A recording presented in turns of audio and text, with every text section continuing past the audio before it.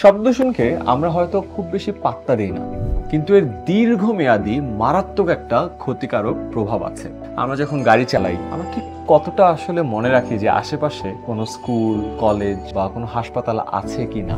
এসব সংবেদনশীল প্রতিষ্ঠানের আশেপাশেও কিন্তু অনেকেই একেবারে নির্বিচারে সারাক্ষণ হর্ন বাজাতে থাকে।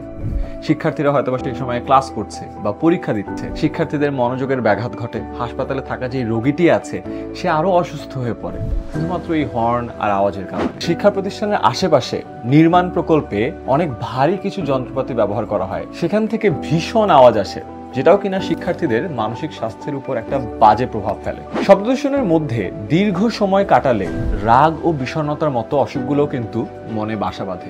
এক্ষেত্রে আমার আপনার সবার সচেতনতা এবং বিবেচনা বোধটা খুব বেশি দরকার, এবং যতটুকু সম্ভব শব্দদূষণ এড়িয়ে চলা, নিজেরা শব্দদূষণের কারণ না হওয়া, যারা এটার কারণ হচ্ছে তাদেরকে সচেতন করে তোলা। আর নয় শব্দ দূষণ, চাই সুস্থ জীবন।